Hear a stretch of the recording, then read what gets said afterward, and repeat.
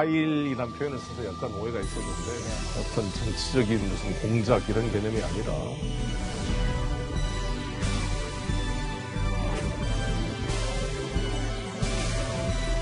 문제될 내용이 있었다고 한다면은 문재인 정부에서 작년 한 해 내내 윤석열 총장에 대한 압박을 진행했는데 그 과정에서 어떤 식으로 유출됐을 것이다 이렇게 보고요.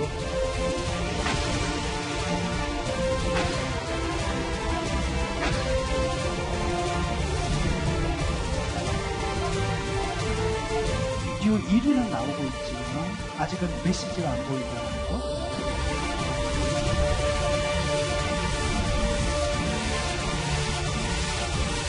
제가 걸어가는 길을 보시면 자체 아시게 되지 않겠나 싶습니다.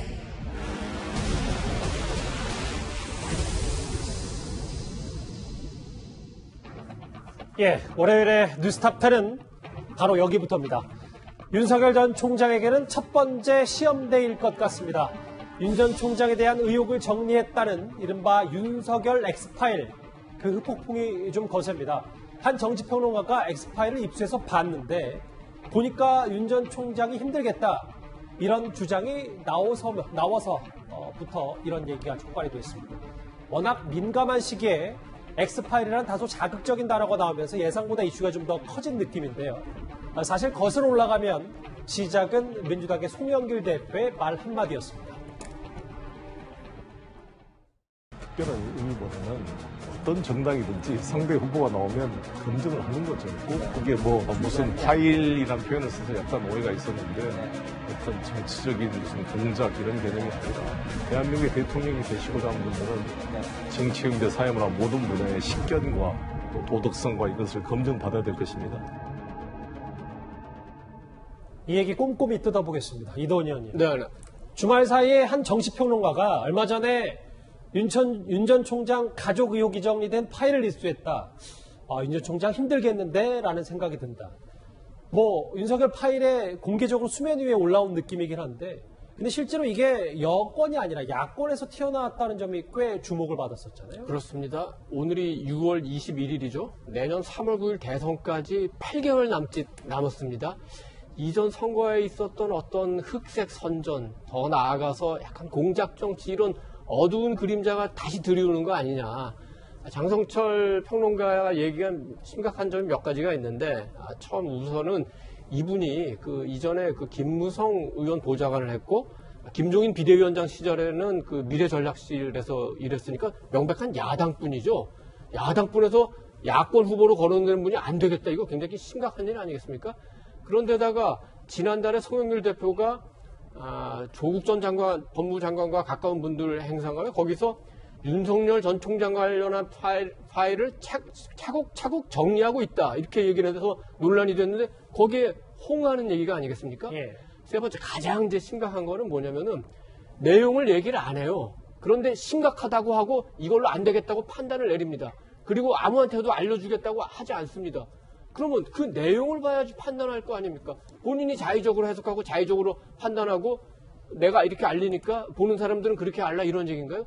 여기에서는 뭔가 어떤 의도나 이런 의심을 하게 되죠. 물론 김무성 의원이나 이런 분들이 전혀 본인하고 관계없다고 하고 장 평론가도 약간의 해명을 한 것 같긴 한데 그렇게 넘어갈 일은 아닌 것 같습니다. 왜냐하면은 어느 후보든 다 검증은 받아야 됩니다. 그렇지만 이거는 너무 일방적인 얘기가 되겠죠. 그래서 이 파일을 누가 만들었는지, 어떻게 유포됐는지 상황 전개에 따라서는 검찰이 지금도 선거법은 수사할 수 있기 때문에 한번 조사할 필요성도 지금 제기가 되고 있는 상황입니다. 구장 처장. 네. 근데 이 장성철 소장이 오늘 내내 여러 언론과 인터뷰를 또 추가를 했는데 보니까 조금 수습하는 모양새더라고요. 결정적인 증거나 내용은 없었다.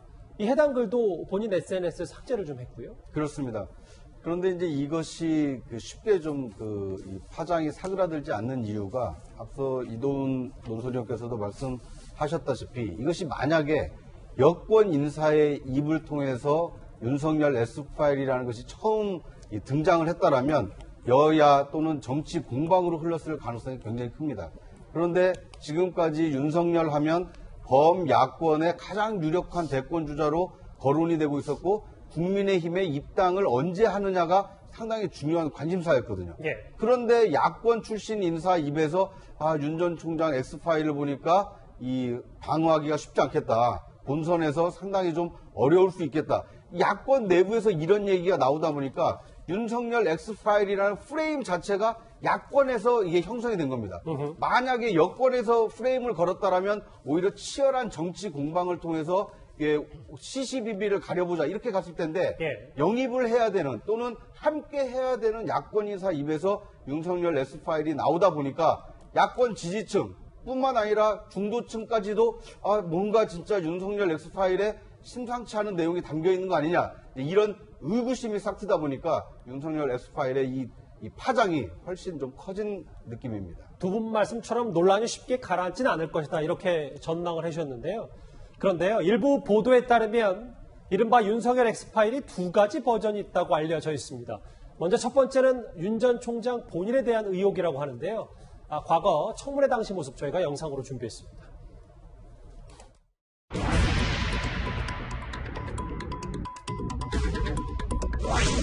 후보자님, 그 윤우진 사건에 이 변호사를 정말 소개해준 사실이 없어요? 변호사를 하여튼 선임시켜준 사실이 없다고 분명히 말씀드립니다. 그 윤우진의 친동생이 윤대진 검사. 윤석열 당시 특수부장하고 골프도 치고 밥도 먹고 이런 사실이 없이 일반 그냥 세무서장이었으면 검찰에서 압수수색 영장을 6번이나 기각하고 구속영장까지 기각하고 그랬을까요? 저는 알 수 없습니다. 알 수 없다. 어떤 사이로 이렇게 됐는지. 예. 그리고 또 다른 하나는요. 다름 아닌 아내와 장모 관련 의혹입니다. 영상 이어서 바로 준비되어 있습니다.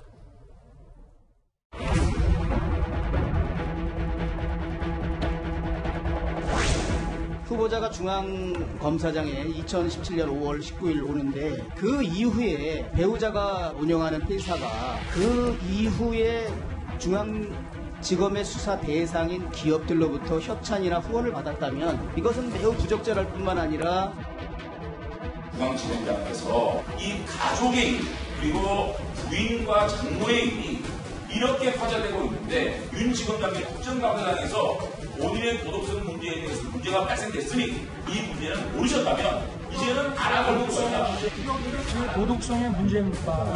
예. 아니 제가 관련이 돼 있다는 뭐 증거가 있습니까? 몇십억의 피해를 입은 사람이 있다면 당연히 그 사람이 민사소송을 걸든지 형사 보도를 할 텐데 저는 그 사건이 어디에 있는지도 모르고 내용을 모릅니다. 흥미로운 건 당시에는 야당 의원들이 주로 윤 전 총장 검증에 나섰었습니다. 이도하 변호사님. 네. 일부 알려지기로는 A4 용지 2장짜리 압축해놓은 거 있고, 자세하게 보면은 한 20장 분량이라고 하는데, 본인 의혹과 아내 장모 의혹 크게 두 가지로 나뉜다. 이게 지금 전원의 전원으로 보도가 됐어요. 네. 근데 저희가 사실 이게 전원의 전원이기 때문에 이 내용을 알 수가 없는데 이런 부분을 언급한다는 게 참 그렇긴 한데요. 사실 이제 2021년 이제 올해 5월 26일 날 송영길 대표가 개국본을 방문해서 아까 이도훈 위원님 말씀하신 것처럼 그 윤석열 전 총장의 X파일을 차곡차곡 쌓아놓고 있다라고 얘기를 했어요.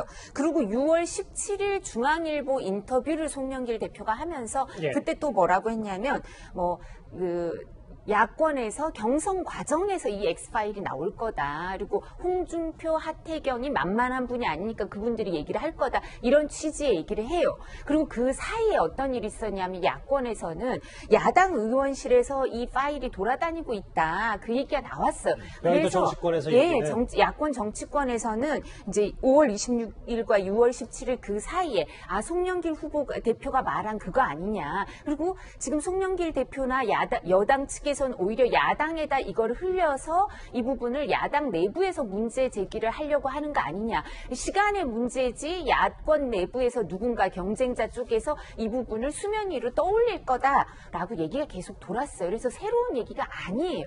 그리고 그 내용에 대해서도 지금 나온 것처럼 그 검찰총장 청문회를 할 때 이 얘기들 다 나왔거든요.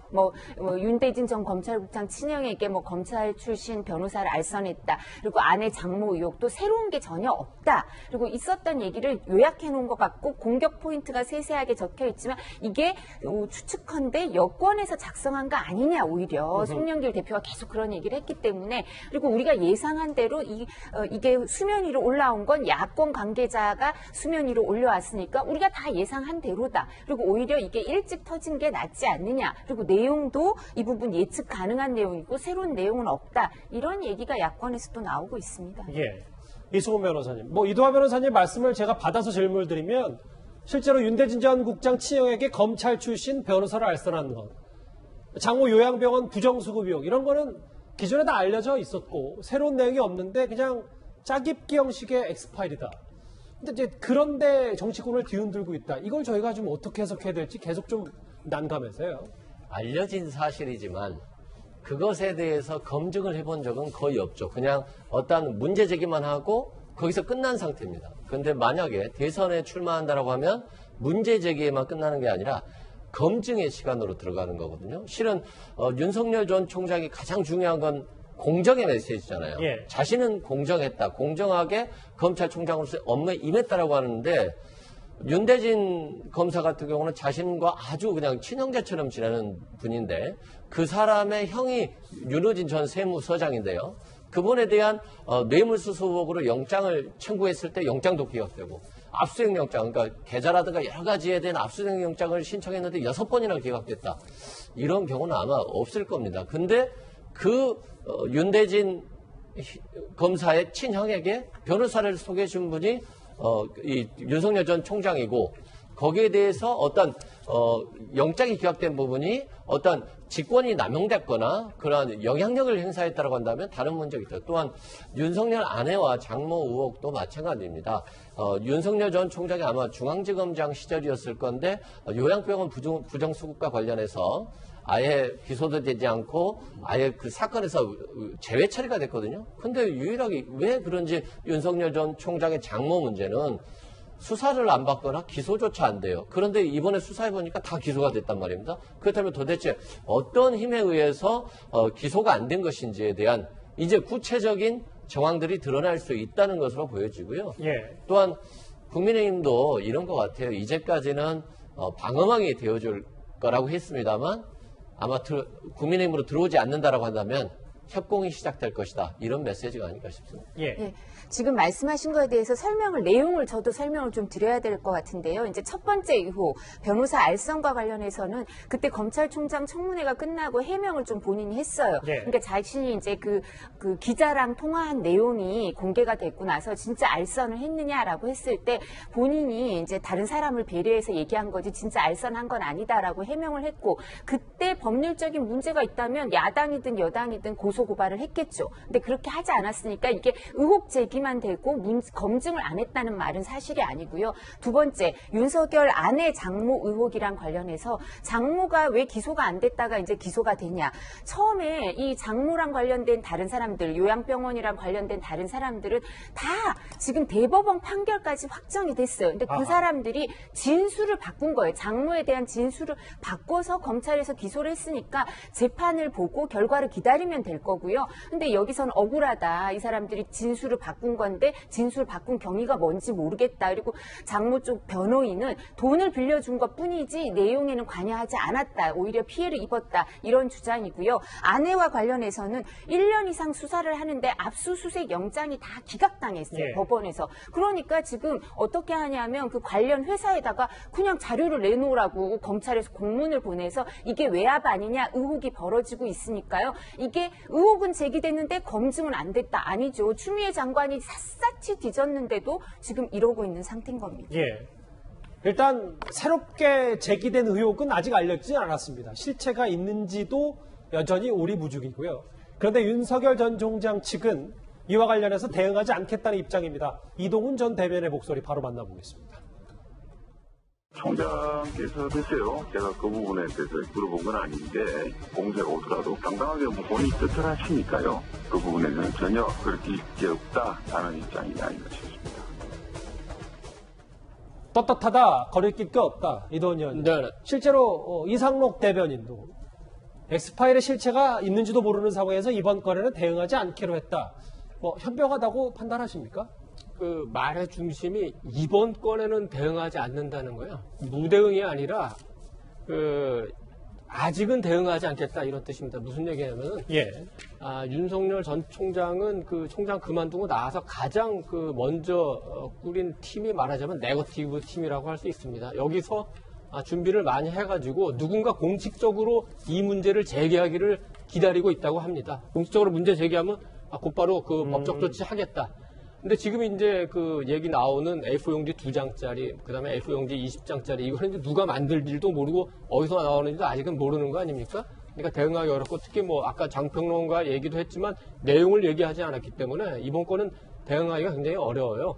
대체로 지금 윤석열 쪽에서 파악하고 있는 파일은, 첫째는 아까 본인의 문제, 두 번째는 장모와 배우자의 문제, 세 번째는 윤 전 총장하고 굉장히 가까운 변호사들이 윤 전 총장이 서울중앙지검 때, 그 다음에 검찰총장 때 어떤 사건을 수임했는지도 아마 누군가가 지금 파악하고 있다고 하니까 그 부분에서도 대응을 하고 있는 사항이고, 어떤 부분 때문입니까? 그리고, 이동현 의원님. 잠시만요. 좀 생각을 조금 더 정리하시고 일단 제가 구장 차장한테 질문을 드리고 이동현 의원님 다시 답변 기회를 드리겠습니다. 구장 차장. 그럼 결국은 아까 제가 앞서 언급한 대로 첫 번째 시험대가 될 수 있는지, 아니면 이건 시험대조차 올라갈 수 있는 문제가 아닌지, 악재는 악재인데 어느 정도 규모라고 판단하십니까? 일단 유력 대선 주자로서 여론의 검증의 시험 무대에 올라왔다는 것은 분명한 사실인 것 같습니다. 지금까지는 어떻게 보면 문재인 정부의 어떤 내로남불에 반하는 이 공정의 어떤 아이콘, 이런 걸로 이 국민들 사이에 인식이 돼 있었고, 그런 이미지 때문에 상당히 높은 이 지지율을 기록하고 있었는데, 혹시 윤석열 전 총장도 이 도덕성 검증을 하게 되면 뭔가 문제가 드러날 수 있는 거 아니냐, 이런 약간의 의혹 제기가 있었기 때문에 이것에 대해서 처음에 확실하게 이 매듭을, 옳고 그름을 매듭을 짓지 않으면 이 X파일의 잔상이 계속 남을 가능성이 큽니다. 과거에 1997년 대선 때 당시 이회창 신한국당 후보가 두 아들 병역 비리가 제기가 됐었거든요. 그런데 5년 뒤에 치른 2002년 대선 때 다시 또 두 아들 병역 비리가 엄청나게 발목을 잡은 일이 있었습니다. 그러니까 이처럼 도덕성 검증은 한 번 해명한다고 해서 끝나는 것이 아니기 때문에 그 해명이 일반 국민들, 특히 객관적으로 바라보는 국민들이 봤을 때, 이 의혹 제기는 근거 없는 마타도어 같다, 이렇게 인정을 받을 때까지는 윤석열 X파일은 쉽사리 사그라지지 어려운 이슈가 아닌가 하는 생각이 듭니다. 사실 약간 좀 민감한 문제여서 얘기를 할까 말까 했는데, 윤 전 총장 쪽에서 파악하고 있는 송영길 대표 측에서 제기했던 파일은 지금 장성철 평론가가 얘기했던 거하고는 다른 것 같고, 내용뿐만 아니라 파일의 형식도 다른 것 같고, 그래서 거기에 대해서도 대응을 하고 있고, 법적으로는 이제 대응을 하겠다는 준비는 확실히 하고 있는 거는 같습니다. 다만 그런데 이 네거티브 대응이라는 게 법적 대응뿐만 아니라 이제 정치적 대응도 필요한 건데, 법적으로는 할 수 있어도 정치적으로는 얼마나 대응할 수 있는 지금 정무적, 정치적 진용을 갖췄느냐, 이 부분은 조금 문제가 될 수도 있을 것 같습니다. 그러니까 송 대표가 갖고 있는 X파일과 장성철 평론가가 공개했던 X파일 얘기가 다르다. 이걸 좀 알려주기 위해서 좀 이게 공개해도 될지 말지 고민하시다가 아까 말을 조금 멈추셨군요. 알겠습니다.